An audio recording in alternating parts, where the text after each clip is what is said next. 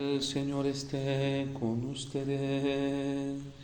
Y con tu espíritu. Lectura del Santo Evangelio según San Marcos. Gloria a ti, Señor.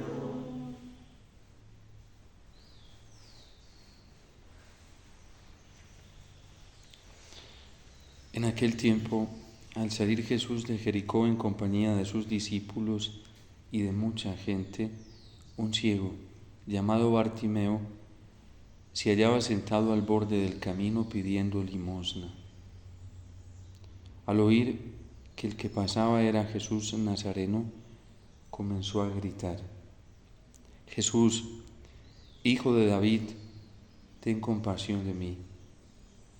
Muchos lo reprendían para que se callara, pero él seguía gritando todavía más fuerte: Hijo de David, ten compasión de mí. Jesús se detuvo entonces y dijo: Llámenlo. Y llamaron al ciego diciendo: Ánimo, levántate, porque él te llama. El ciego tiró su manto, de un salto se puso en pie y se acercó a Jesús. Entonces le dijo Jesús: ¿Qué quieres que haga por ti? El ciego le contestó: Maestro, que pueda ver. Jesús le dijo: Vete, tu fe te ha salvado. Al momento recobró la vista y comenzó a seguirlo por el camino. Palabra del Señor. Gloria a ti, Señor Jesús.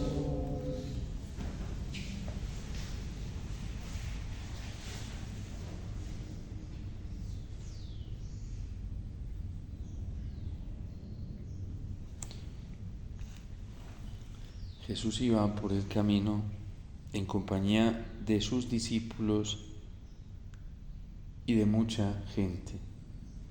Así empieza este relato de la curación de un ciego, San Marcos. ¿Y por qué trae este dato San Marcos, que Jesús iba en compañía de mucha gente? Para destacar una cosa, y es la pobreza de espíritu, mejor dicho, las bienaventuranzas en este hombre llamado Bartimeo. Aunque Jesús iba en compañía de mucha gente, no todos lo seguían.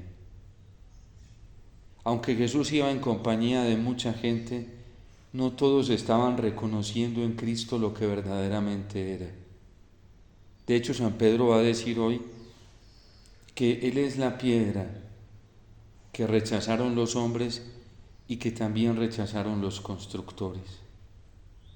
Solo Bartimeo, que es ciego, que es pobre, que está tirado en el camino y que además es despreciado y reprendido por la gente, porque le reprendían para que se callara. No les estaba gustando, les incomodaba este reconocimiento mesiánico que estaba haciendo Bartimeo de Jesús. La expresión de Bartimeo a Jesús es: Jesús, Hijo de David, ten compasión de mí. ¿Qué le está diciendo Bartimeo en esta expresión a Jesús? Señor, tú lo eres todo. Señor, tú eres el único Dios. Señor, tú eres el único Salvador. Tú eres el Mesías. Señor, tú eres lo más importante y lo más grande que puede existir. Señor, no hay nadie como tú en esta tierra. No existe nadie como tú.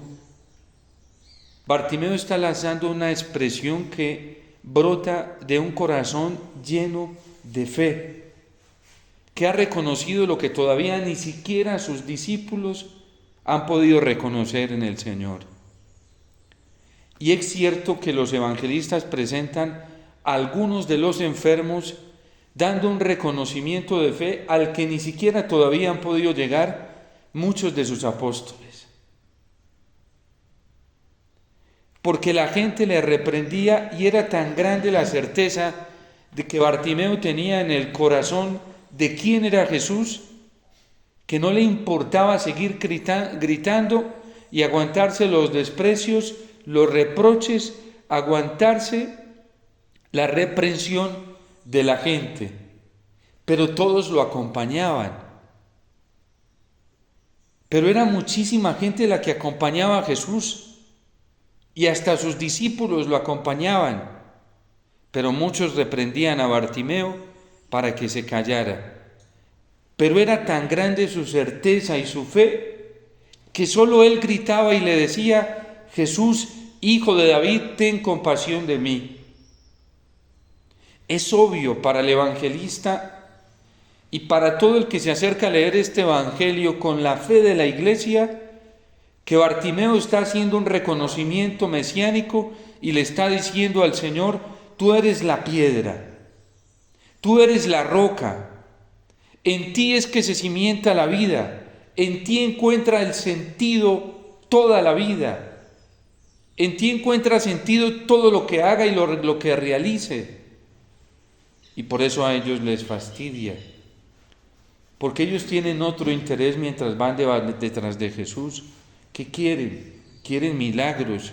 ¿Qué quieren? Quieren bienes materiales. ¿Qué quieren? Quieren signos estupefactos, signos sorprendentes externamente. ¿Qué quieren? Quieren a un Mesías político, revolucionario. ¿Qué quieren ellos? Quieren a un hombre dominador. Ayer Jesús se los advertía en el Evangelio. Los señores y reyes de la tierra buscan dominar a todo el mundo. ¿Qué querían? Querían poder. Y por eso ayer lo advertía el Señor. Sepan que este Jesús detrás de quien ustedes vienen va a ser entregado, despreciado, maltratado. Pero ellos no entendían, porque como estaban viendo con sus ojos otra cosa, estaban viendo la aceptación de una multitud, porque cuando Jesús hace milagros y multiplica los panes y hace cosas estupendas, a todo el mundo le fascina. Y todos quieren estar cerca de Él, y van y lo buscan, y son empeñados en estar con Él, como lo advierte hoy San Marcos, en compañía de mucha gente. ¿Y dónde quedó toda esta gente? Cuando al Hijo del Hombre lo calumnian, a través de la mentira lo desprecian, a través de la mentira se los entregan a las autoridades y a los jueces de este mundo, y los jueces injustamente lo condenan a muerte. ¿Dónde quedó toda esta multitud? Por eso a Jesús le impresiona la fe de este hombre. Porque este hombre ha comprendido muy bien que lo que lo salva a él es la fe en Jesús, no la aceptación de la gente, no le importa. Su interés no está en la aceptación de los demás, porque los demás lo están reprimiendo, le están diciendo que se calle, que no siga hablando, que no siga gritando, que no siga proclamando este mesianismo de Jesús. Los demás le están diciendo: fanático, cállate. Esa no es la forma de relacionarte con el Señor. Tienes que relacionarte con el Señor como nosotros nos relacionamos, porque iba en compañía de muchos. Ellos estaban relacionando con Jesús. Al salir Jesús de Jericó, en compañía de sus discípulos y de mucha gente. ¿No es lo que pasa hoy en la iglesia? Somos millones de católicos. Jesús está en compañía de mucha gente. Somos muchos los que decimos ser discípulos del Señor, pero solo hay un hombre que cree en Él, y es Bartimeo, porque se siente necesitado del Señor, porque tiene la certeza en su corazón de que solamente el Señor lo puede ayudar, porque tiene la certeza en su corazón de que Jesús es la piedra angular, esa piedra que desechan los arquitectos. Y por eso hoy San Pedro nos dice que como niños recién nacidos, debemos desear una leche pura y espiritual para poder alcanzar la salvación, ya que hemos probado lo bueno que es el Señor. El Señor se detiene y le pide a quienes están con Él que llamen al ciego. Y la gente viene y le dice: ánimo, levántate porque Él te llama. El ciego tiró su manto. Era la única seguridad material que le quedaba. Y lo tiró. ¿A cuántas seguridades humanas estamos dispuestos a renunciar nosotros?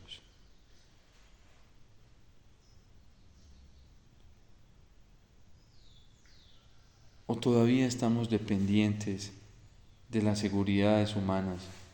¿Cuáles son nuestros mantos? Los bienes económicos, las amistades,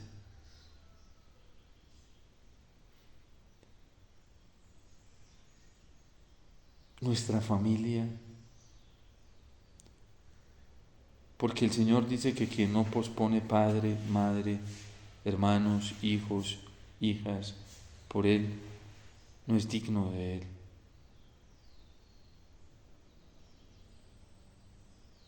¿Qué estamos dispuestos a posponer nosotros por el Señor? Él tirando el manto, el ciego tiró su manto, de un salto, no vaciló. Esto es una conversión inmediata. De un salto se puso en pie y se acercó a Jesús. Fue una conversión radical. La vio clara y dijo: es ahora o nunca. Esta es la gran oportunidad que tengo. Hay quienes dentro de la vida espiritual sostienen que no todos reciben esta gracia de una conversión así inmediata. Y yo me pregunto qué tan cierto es eso. O sea que Dios a unos les da la gracia de convertirse totalmente y a otros no. O sea que eso quiere decir que Dios hace acepción de personas y que Dios es más favorito con algunos que con otros. ¿Eso será verdad? ¿Eso será cierto? Por eso San Pedro hoy está diciendo: deseen un alimento sólido, espiritual, porque Dios se los va a dar. ¿Quién es el que más rápido da los pasos y de un salto va donde Jesús?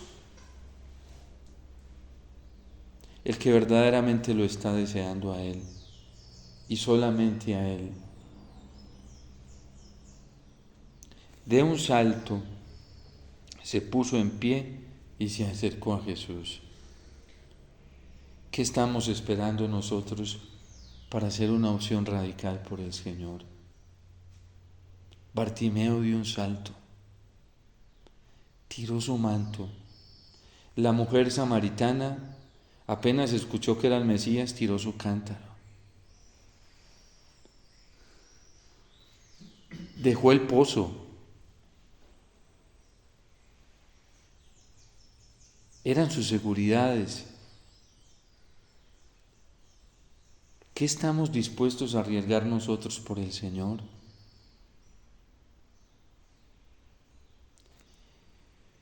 Entonces le dijo Jesús: ¿qué quieres que haga por ti? El ciego le contestó: Maestro, que pueda ver. Este es el alimento sólido. Que pueda ver, ya no con los ojos de la carne, sino con los del alma. ¿Qué quieres que haga por ti? Maestro, que pueda ver. Jesús le dijo: vete, tu fe te ha salvado. Y al momento recobró la vista y comenzó a seguirlo por el camino.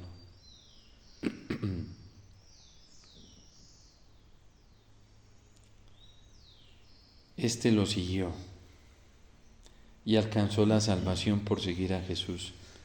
No a todos en el Evangelio el Señor les dice: tu fe te ha salvado. A otros les dice: tu fe te ha curado. ¿Qué quiere decir? Que la fe de este hombre era una fe muy grande, una fe verdadera.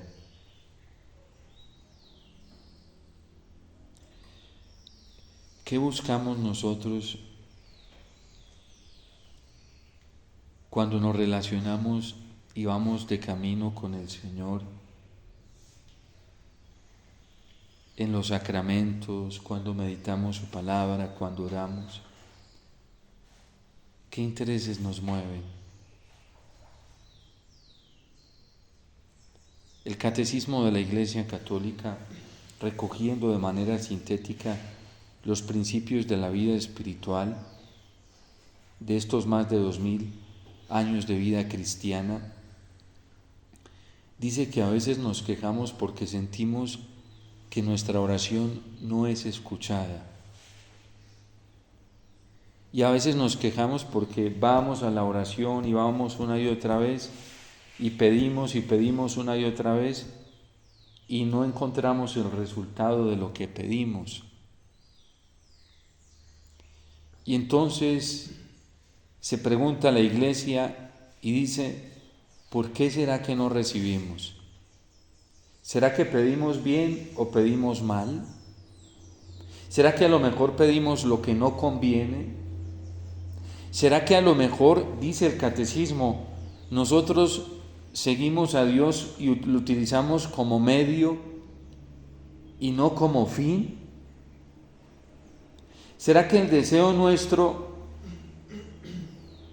no es morirnos para poder estar con Dios, sino curarnos para poder hacer lo que queremos en esta tierra, para poder lograr nuestros sueños y nuestros propósitos terrenales y no los propósitos divinos?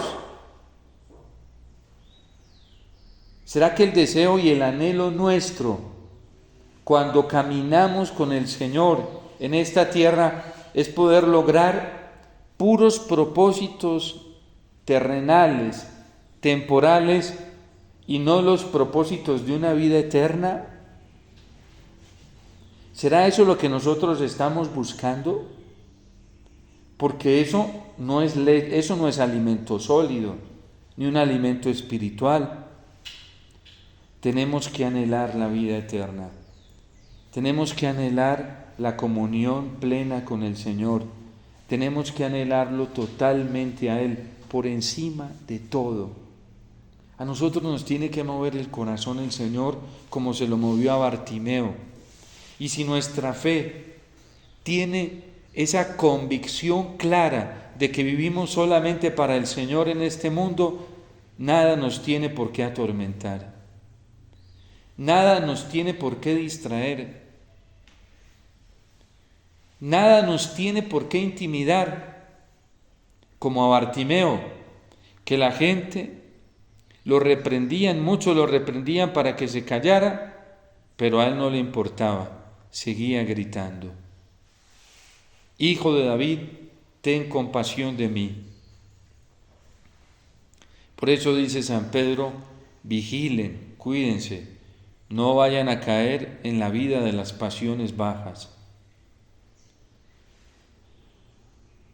Porque es que las pasiones bajas nos pueden dominar. Hoy, por ejemplo, en Colombia, en esta crisis política y estatal, la gente tiene miedo de perder sus bienes materiales, porque están dominados por la pasión baja de la avaricia, porque les da miedo perder sus bienes temporales. Al cristiano no, porque el cristiano tiene el mayor bien de todos, que es el Señor. Tiene la mayor riqueza, el mayor tesoro de todos, que es el Señor. ¿Cómo se exaltaron los espíritus de algunos de la iglesia, hasta de sacerdotes en Colombia, pastores, religiosos, religiosas y hasta de algunos laicos, cuando salió una propuesta de ley en el Congreso de que se les cobrara impuesto a las iglesias. ¿Y qué tiene que se nos cobre impuesto? No hay ningún problema. El cristiano tiene la riqueza más grande que es el Señor. Y por eso San Pablo va a decir en la carta a los romanos: no vayan a hacer fraude fiscal, no desobedezcan ni respeten a las autoridades, obedézcanle, porque a quien se le debe honor se le da honor, a quien respeto, respeto, y a quien impuesto, impuesto.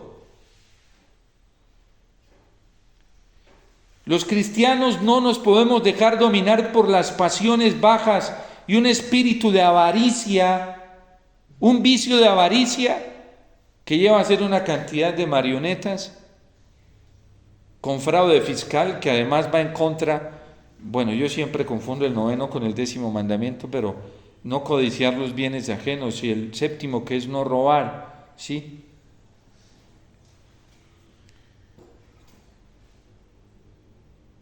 Pero no le creemos al Señor.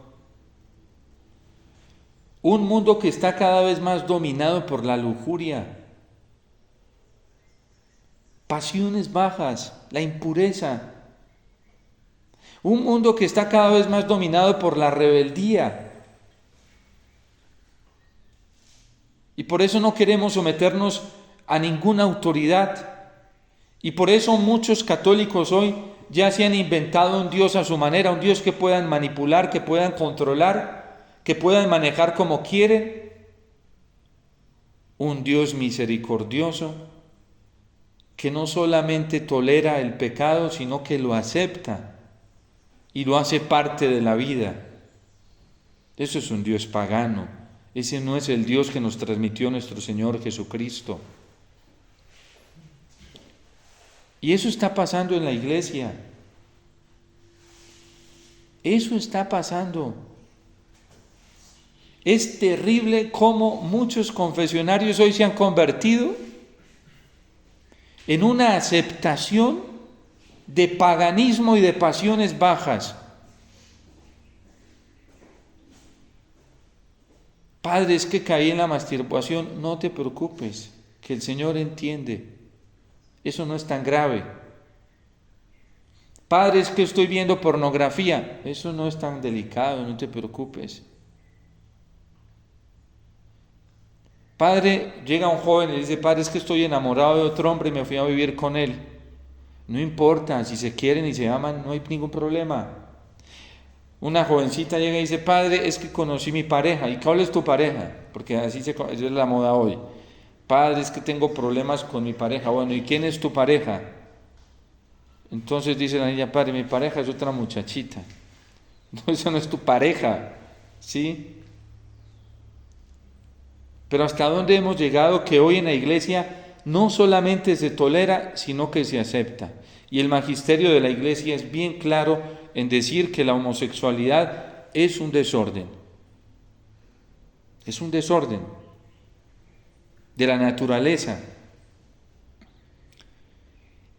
Y que la práctica homosexual, lo mismo que la promoción homosexual, es un pecado. Y hoy dentro de la iglesia hay pastores que no solamente la toleran, sino que la aceptan y la acogen como un acto de amor.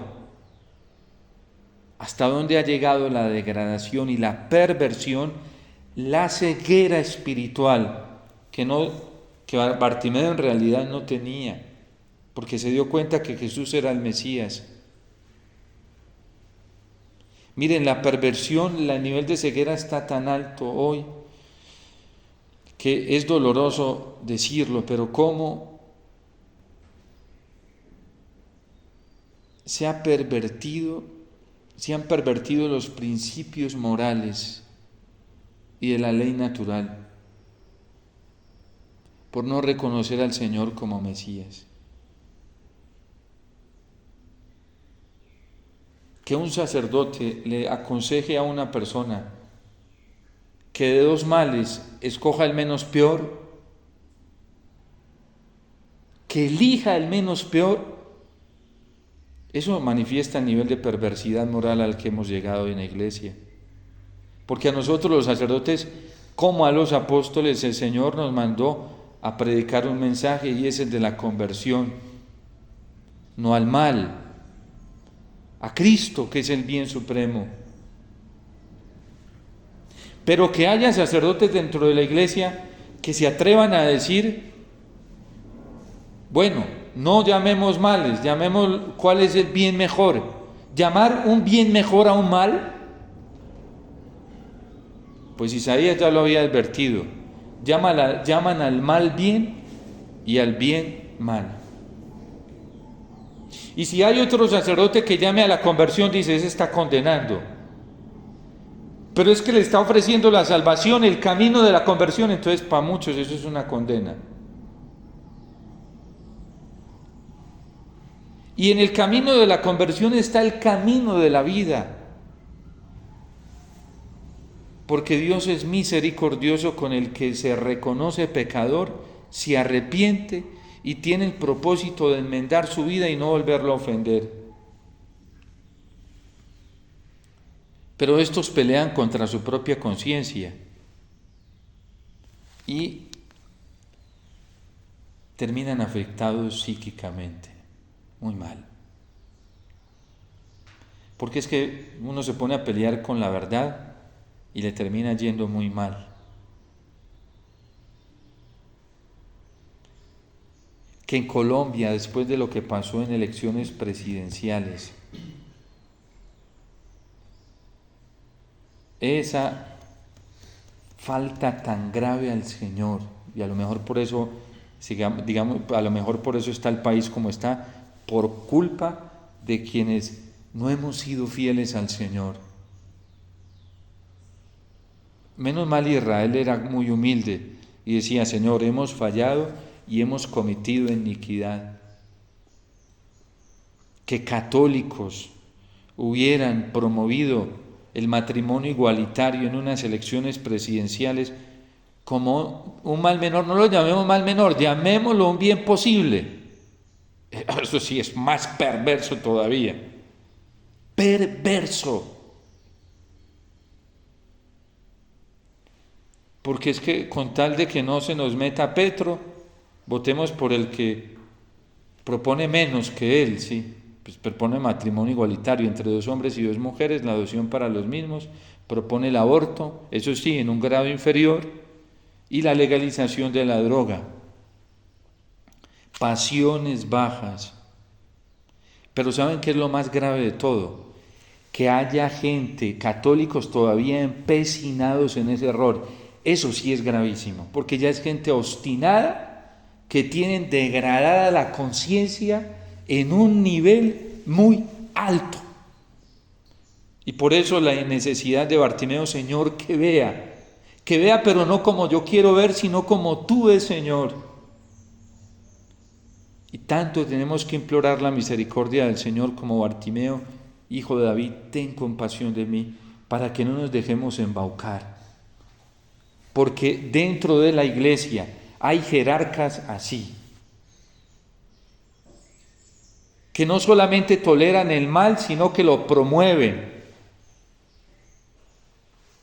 Y por eso el Señor está sacando todo a la luz, y todo va a terminar a la luz. Y vamos a orar por ellos y por todos nosotros, y vamos a suplicarle al Señor que veamos. Eso es lo que le vamos a suplicar todos.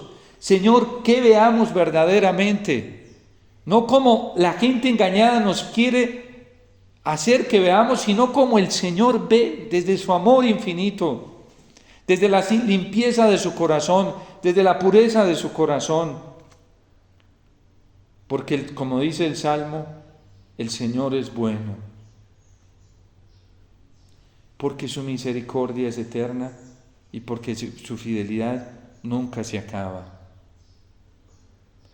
Hay dentro de nuestros ambientes doctrinas corrompidas y algunos que ciegamente, en unos niveles de ignorancia, enseñan esto.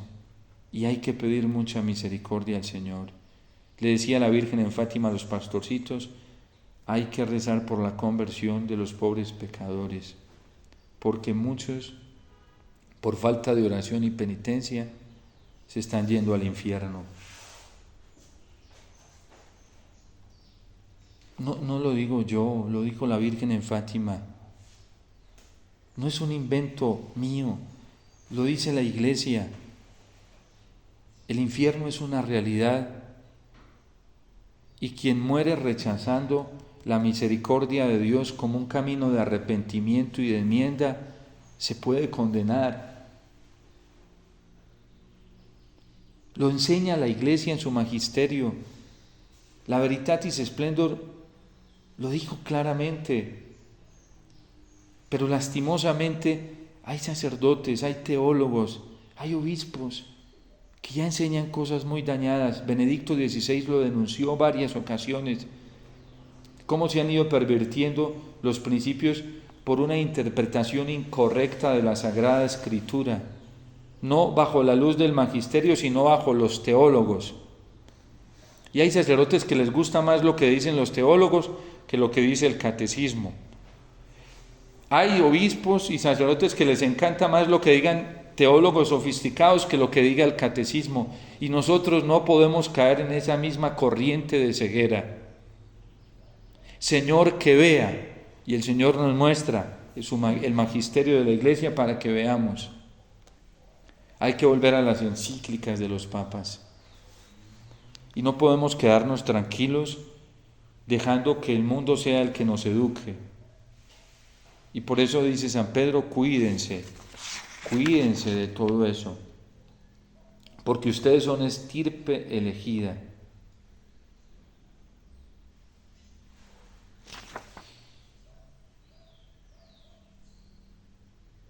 Y San Pedro lo dice, vivimos como extranjeros fuera de nuestra patria.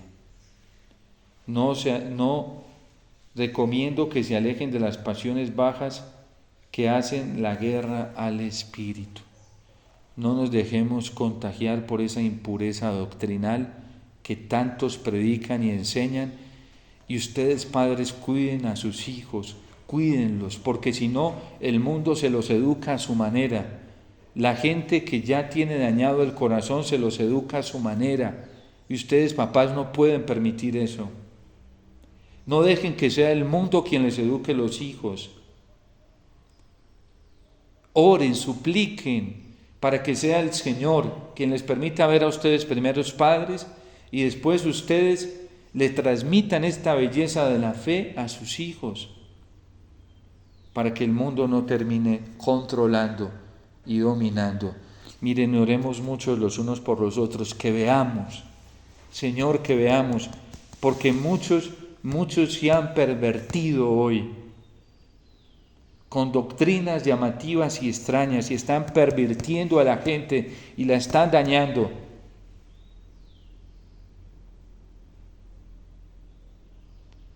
Y hay doctrinas que se predican hoy que lejos de ser salvíficas, esas sí son condenatorias, porque conducen a las ovejas del Señor directo a las fauces de las fieras del león para que se las coma.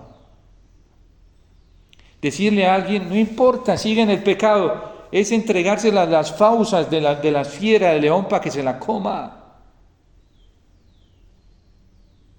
Y el diablo no va a desaprovechar eso.